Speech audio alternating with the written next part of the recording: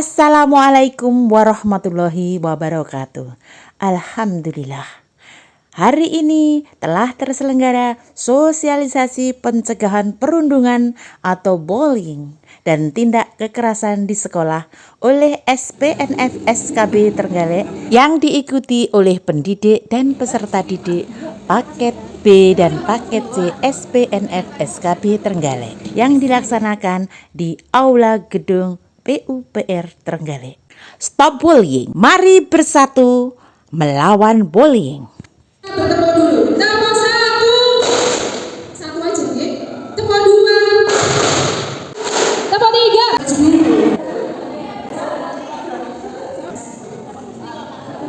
Kita jalan sini. Dua jalan sini. Oke.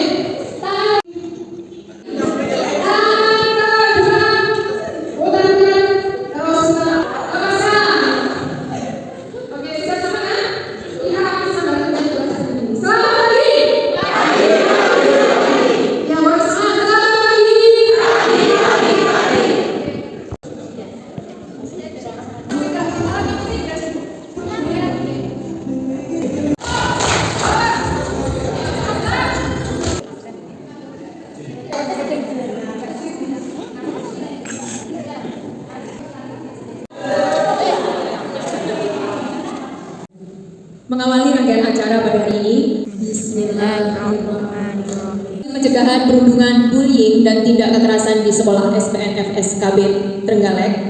Berikut akan saya bacakan susunan acara pada pagi hari ini.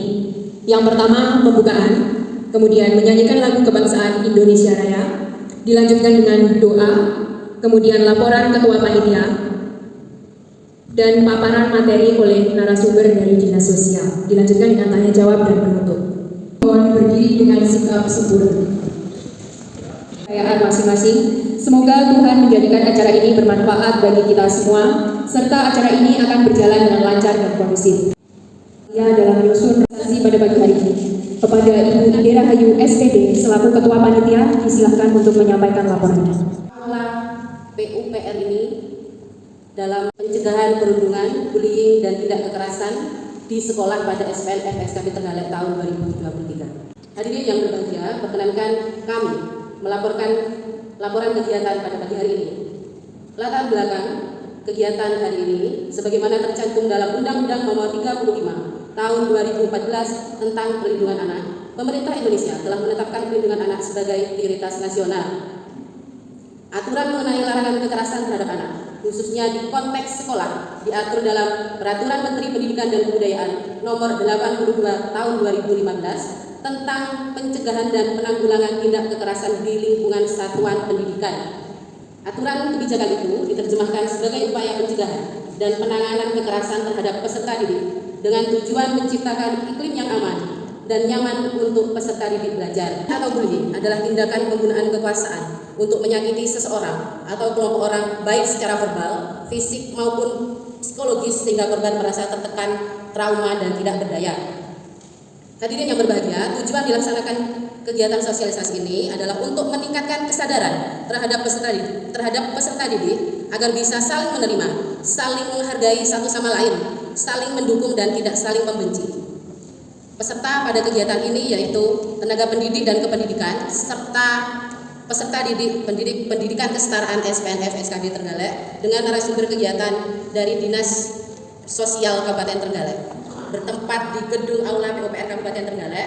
Seluruh biaya pelaksanaan kegiatan sosialisasi anti perundungan ini berasal dari BOP kinerja tahun 2023. Demikian laporan kegiatan penyelenggaraan sosialisasi anti perundungan ini kami sampaikan. Terima kasih banyak kepada semua pihak yang telah membantu terlaksananya kelancaran kegiatan ini. Kurang lebihnya mohon maaf. Wabillahi taufiq wal hidayah. Wassalamualaikum warahmatullahi wabarakatuh. Demikian tadi laporan dari Ketua Panitia. Hadirin yang berbahagia, telah kita ikuti bersama rangkaian acara pembukaan kegiatan pada hari ini. Assalamualaikum warahmatullahi wabarakatuh. Bahas bersama dengan moderator dengan narasumber kita dari Dinas Sosial, yaitu Bapak Gilang Agustiono, Sarjana Psikologi, seorang analis pemberdayaan perempuan dan anak. Sosialisasikan tentang bagaimana sebenarnya itu bullying, bagaimana kita mencegahnya. Nanti pelan-pelan kita saling mengenal dan memahami apa itu bullying. Monggo. Saya sambil duduk ya, Bapak. Fokusnya dari saya. Tidak kekerasan di sekolah. Tentunya sebelum masuk ke situ, kita harus memahami bahwa bullying ini adalah sebuah tradisi yang terus-menerus yang akan seringkali ya dulu sering kita lakukan waktu kita kecil, tinggal di batas mana memang hal-hal yang terkait dengan kekerasan terhadap perempuan dan anak. Yes, pokoknya memang kedewasaan nanti kan juga berperan gitu. Lah, itu yang memperkenalkan. Lalu jika anak yang sudah diberikan berulang bully dari mendapat dukungan dari pemerintah, yayasan dan pemerintah, lalu dukungan seperti apa? Dukungan seperti apa ya? Mas Mas Rafael. Oke. Satu dukungan pelakunya apa yang mungkin bisa dilakukan oleh pemerintah. Oke. Jadi benar yang disampaikan Mas Abel tadi cukup kritis juga, karena bukan cuma korban yang harus diperhatikan, tetapi pelaku. Karena yang harus kita hindari selaku orang tua, selaku teman, selaku masyarakat, selaku pendidik juga, jangan sampai kita itu memperlakukan pelaku bully dengan membuli juga. Misalnya Mas Rafael ini dia bully kancane ini seorang usah diwori misalkan, atau di tempat kerja Mas Rafael dia kerja itu suka bully teman kerjanya, kita tidak usah temani, tidak usah ditanya bully ini dengan cara bully juga gitu. Itu yang harus dihindari, itu yang pertama. Kalau kaitannya dengan pemerintah, yang bisa dilakukan ya ini tadi, bisa diarahkan kepada lembaga rehabilitasi. Dalam hal ini bisa kita di Dinsos P3A, atau misalkan di swasta bisa diarahkan kepada psikolog atau psikiater atau konselor lainnya yang bisa membantu seorang pembuli biar tidak terus melakukan hal itu, karena ke depan pelaku bullying itu akan kesulitan untuk mencari teman. Anak-anak di generasi sekarang mengalami yang namanya mental breakdown. Bullying menjadi penyebab mental breakdown. Mental breakdown sendiri apa Mas? Kurang tahu Pak. Kurang tahu. Perilaku agresif. Agresif kan macam-macam, bisa kekerasan fisik, nanti macamnya juga ada di belakang. Kemudian tidak seimbang, seperti yang saya sampaikan tadi. Kalau sekali dua kali itu sudah tidak masuk ke bullying. Nanti ada perbedaan relasi kuasa. Kemudian ciri yang lain yang lebih fokus pada situasi tertentu, jadi bukan di bukan atasi di sekolah, dan diskriminasi gitu. Kemudian kurangnya pengawasan dan bimbingan dari para guru serta petugas sekolah. Kalau ini ya tentu saja, kalau pengawasan kurang. Pernah beberapa kali membaca itu sebagai pernah menjadi korban bullying, kemudian dia berpotensi menjadi pelaku bullying seperti itu. Nah, kita kan mungkin saja nantinya ada anak yang keluar dari sekolahnya terus sudah PSKP karena menjadi korban bullying. Nah, untuk mencegah agar anak tersebut tidak menjadi pelaku bullying berikutnya, nah kita sebagai pendidik apa yang harus kita lakukan untuk mencegah seperti itu? Terima kasih. Tanya, misalnya Bu, siapa Bu? Bu, kembali ke resiliensi tadi Bu, balon tadi.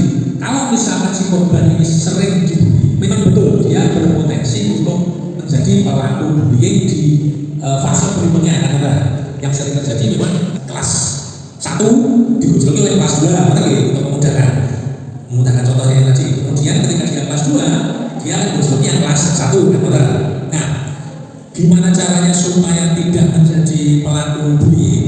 Perlu kita tekankan pada si korban ini tadi bahwa apa yang dia alami ini tidak boleh berlanjut. Bu Devi, gimana ya? Si korban ini tadi harus ditelusuri kenapa dia berubah menjadi pembuli. Bisa jadi karena orang tuanya di rumah masalah pengasuh, kalau kita posisi dari mengajar. Konteks bullying ini tadi adalah ekornya aja, ujungnya aja, akarnya itu pasti ada lagi. Jadi fokus di permasalahan anak itu. Bukan berarti bahwa bullying ini terjadi karena menggojloki tanpa sebab.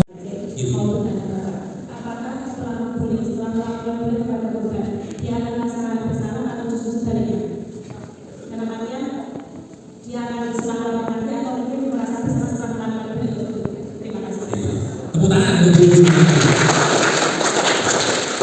ya, bagus sekali itu pertanyaannya karena bagaimana yang dalam kaji bahwa ketika pelaku ini melakukan bullying itu tadi secara terus-menerus karena tidak ada yang menyalahkan kan tidak apa-apa. Contoh bilang buta tadi, saya kalau saya buta tadi tidak apa ya. Karena ada rasa bersalah terus akan dilakukan akhirnya terjadi bullying itu tadi. Karena untuk memenuhi kriteria kejadian bullying itu kita harus melakukan terus-menerus. Dan ketika si pelaku sudah merasa bersalah, saya yakin dia akan berhenti. Kalau kita menemui tindakan bullying, sekali bullying harus dilakukan terus-menerus ya. Terus-menerus dilakukan, terus kita lebih dekat kepada pelaku. Kita harus mengingatkan kepada pelaku tersebut bahwa tindakan yang sampai lakukan itu salah. Gitu. Dengan cara misalnya kita ingatkan, sampai bayangkan apa yang dirasakan oleh si korban. Bullying dan tidak lupa kita juga harus berbicara dengan anaknya itu tadi, harus mampu untuk membela diri, kemudian melatih anaknya untuk melawan serta menghubungkan kembali dengan pelaku. Misalkan saya dengan fisik, apakah saya harus juga dengan fisik? Biar bullying tidak terjadi, memang begitu. Misalkan jangan melaporkan, ya, karena anak-anak kecil anak ya, jangan anak betul. Nah, jangan melaporkan kepada si guru misalkan, atau balas misalkan. Jadi kan bukan bullying, itu berapa? Ya, maksudnya ya. Nah, jadi ketika berapa itu saja, bullying kan tidak terus dilakukan. Si pelaku akan diam, karena ada perlawanan, gitu. Kita mengajarkan sama korban untuk punya perasaan bahwa supaya ini tidak terjadi terus-menerus. Terus kalau misalkan itu kan bentuk bullying yang fisik, tapi kalau yang fisik kayak cyberbullying itu, ya. apakah kita sudah berdasarkan kayak gini? Ya, kalau posisi cyberbullying itu kan akan ribet ya ketika saya balas, benar ya? Kita kan akan cari jauh terus ke bawah itu sudah jelas bahwa bisa jadi trennya kemana-mana, besok ini ke situ dan seterusnya. Terus kita menghadapi pelaku secara langsung, misalnya saya yang jadi korban ya, kita menghadapi secara langsung, ini maksudnya apa? Saya tidak tahu ini apa sampai lanjutkan, ya. Kita ada nyaman ya ditunjuk secara saya komunikasi gitu. Karena konteks sendiri adalah dilakukan secara terus-menerus. Nah, kalau pertanyaan secara langsung gitu. Jadi sepanjang ada perlawanan dari si korban, bullying ini akan tidak kontinu gitu, tidak akan berlanjut. Gimana itu?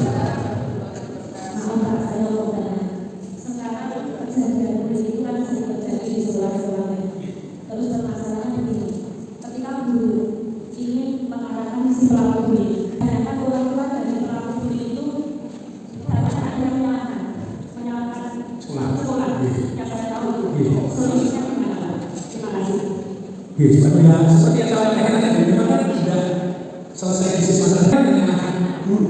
Itu kan tentu saja apa harus gimana kita jelaskan bahwa kita bisa jelaskan kepada si orang pelaku bahwa kalau putra atau putri jenengan terus melakukan ini di sekolah, takutnya nanti kalau di dewasa ini akan terus berlanjut terus jadi nanti si anak ini tadi, si pelaku ini tadi bermasalah. Masalahnya bukan di dunia ini tadi bisa jadi masalah lagi, bukan cuma keluarga orang tua yang seterusnya gitu. Jadi perlu kita sadarkan kepada orang tua pelaku bahwa pelaku bullying ini memang bermasalah di sekolah.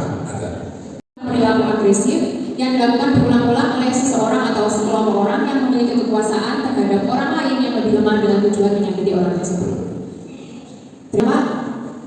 Untuk selanjutnya kita akan langsung masuk ke materi kedua yang akan disampaikan oleh Bapak Priyo Suroso dari Dinas Pendidikan, Pemuda dan Olahraga Kabupaten Trenggalek.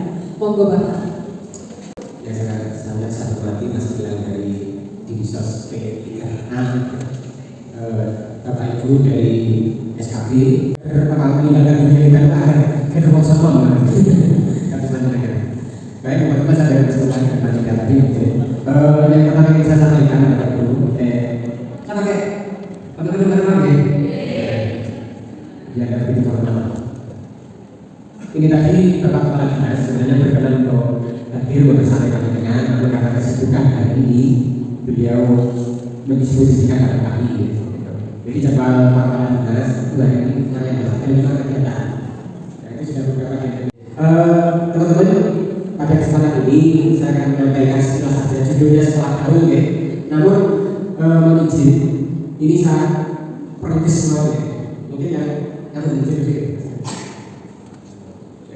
Bagi teman-teman yang mungkin sering ke apa?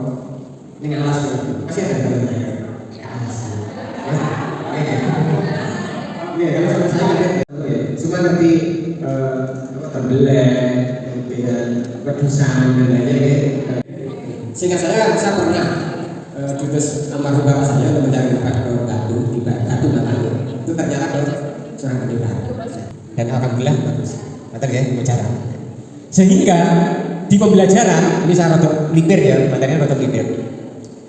Di pembelajaran yang di sekolah-sekolah formal terutama ya, itu saya harapkan benar-benar menggali, mengeksplor kegiatan-kegiatan atau potensi-potensi di sekitar. Google Lens ya, Google Lens.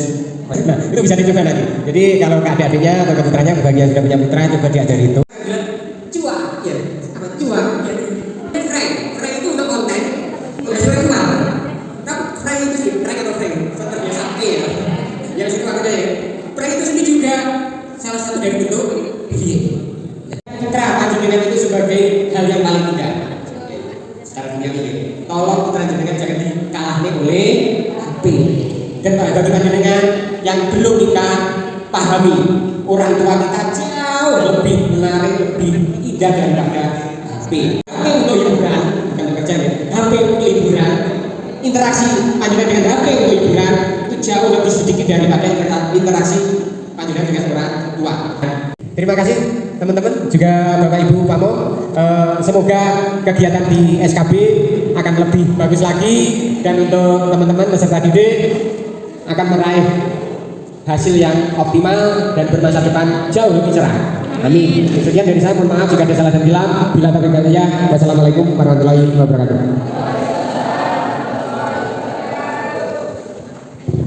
Baik teman-teman, hadirin semua, selesai sudah penyampaian materi kita pada hari ini. Bisa berikan tepuk tangan yang sangat meriah untuk dua pemateri kita pagi ini.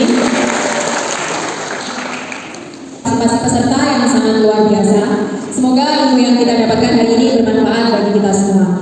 Sekian dari kami, mohon maaf jika ada kesalahan dan semoga kita semua selalu diberikan kesehatan. Akhir kata, wassalamualaikum warahmatullahi wabarakatuh. Jangan lupa sampah-sampahnya dibawa, jangan meninggalkan apapun kecuali bekas kaki ya. Sampahnya bisa dibawa. 'Cause girl, you're amazing, just the way